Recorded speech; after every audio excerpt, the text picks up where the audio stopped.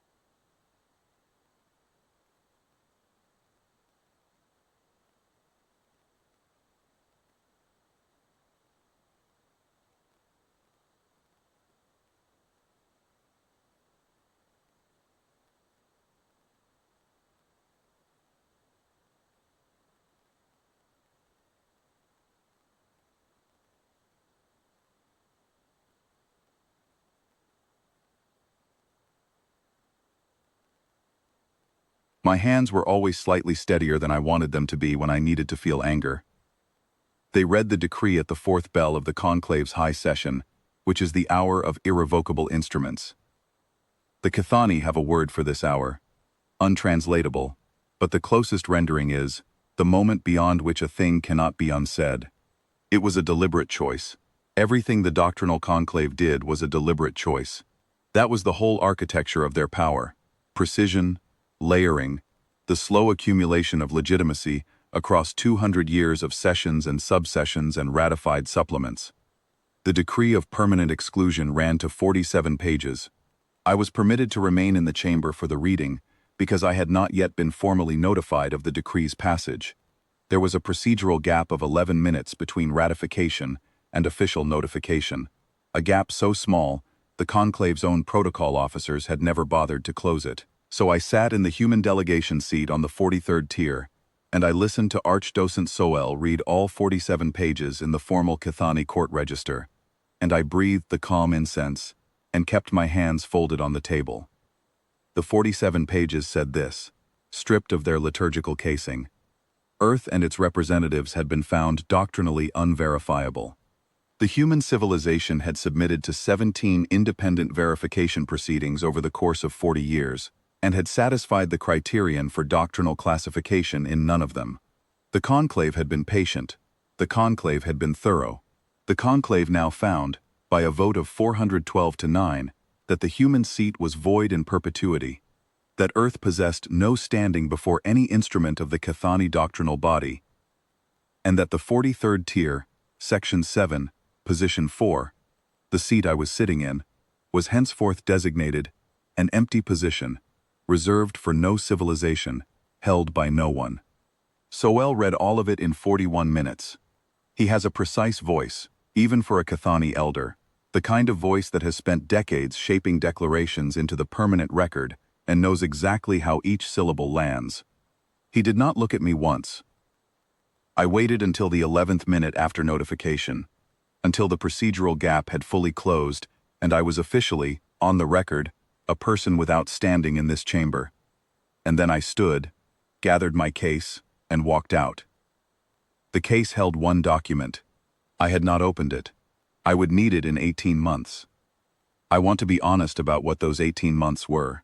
They were not triumphant. They were not a period of quiet preparation in which I remained serenely certain of the outcome. I was 51 years old. I had spent more than half my adult life inside that chamber, learning Cathani court register well enough to hear the hesitations beneath the formal phrases, learning which subdocents used the incense as a signal and which used it as a habit. I knew the 43rd tier the way I knew my own apartment, the specific creak of the third step on the access ramp, the way the holographic display above position 7 threw a pale rim of light across the delegates seated there at high session hours.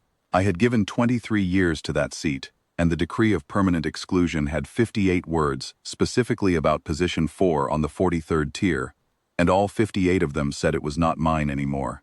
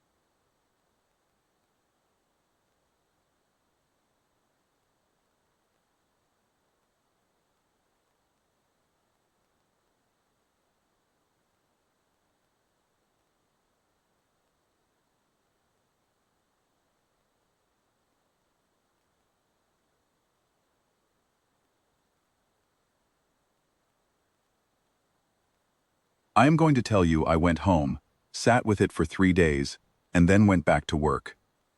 The document in my case was a photographic reproduction of the Cathani Doctrinal Conclave's founding session attendance register. The original, the physical ledger, bound in the Cathani ceremonial material they reserve for instruments of permanent record, sat in the Conclave's own deep archive, floor 17, sealed chamber. It had sat there for 203 years. The Conclave's founding archdocents had been meticulous. They had recorded every being present in the chamber for the founding session, in the order of their arrival. This was doctrine.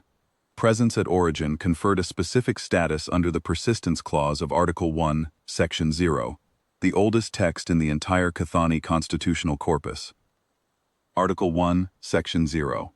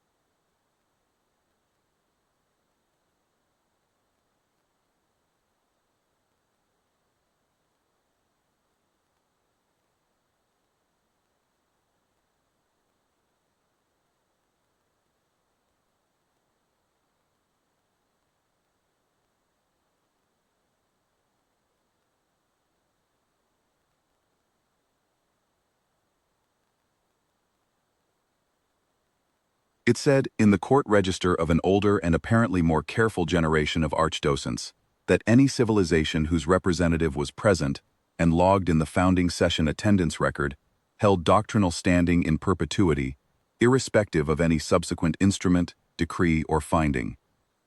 The phrase they used, untranslatable again, but rendered faithfully, was, beyond the reach of later hands. The human representative at the founding session had been an archivist, not an ambassador, not a diplomat, an archivist from Earth's Deep Contact program, attending as an observer, not even certain the conclave would survive its own first decade. She had signed the attendance log at 0847 in the founding session's morning hours, third from the last, in a handwriting that the photographic reproduction rendered in precise black lines across the page I had been carrying for 18 months. She had not mentioned it to anyone.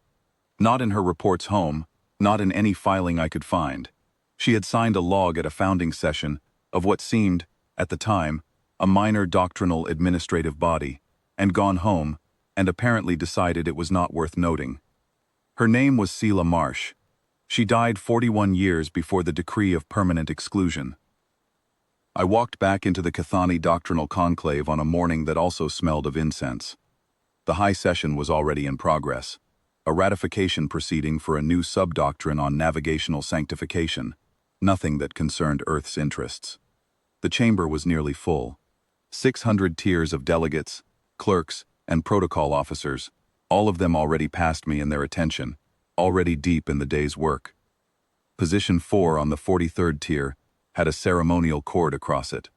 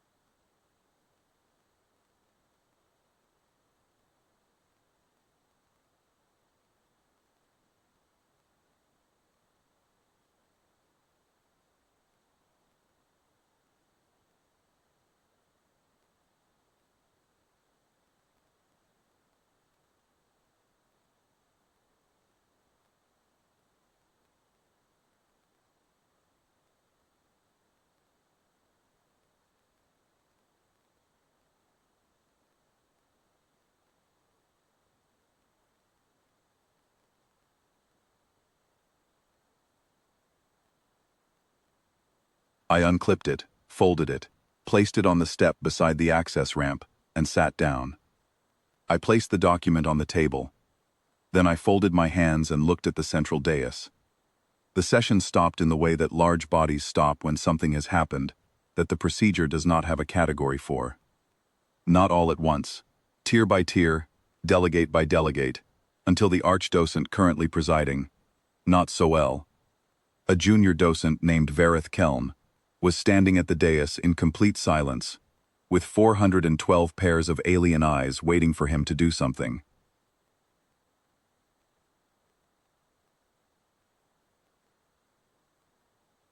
He could not remove me. Removal required invoking the decree of permanent exclusion, which required acknowledging that the human seat existed as a thing the decree had acted upon, which under Article 1, Section 0, would constitute a formal recognition of Earth's standing in the founding session record. The Conclave's own legal chamber had written this opinion 3 weeks after the decree's passage, when someone had finally done the archival work I had done 18 months earlier. The opinion was sealed. It was not, however, unfiled.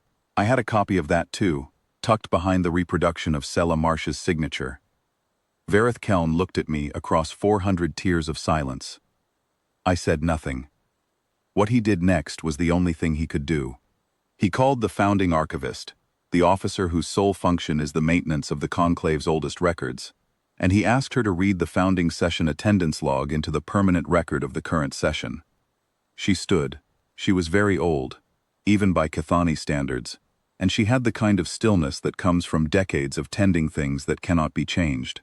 She opened the ledger, the physical one, from floor 17, sealed chamber, which had been brought up on Keln's order and which I had never actually held, and she read 206 names into the record, in the precise court register, of a founding generation that had apparently believed, with some justification, that what they wrote would last. She read Sella Marsh's name at position 204, Archivist, Deep Contact Observer Program, attending as non-voting witness, present and logged.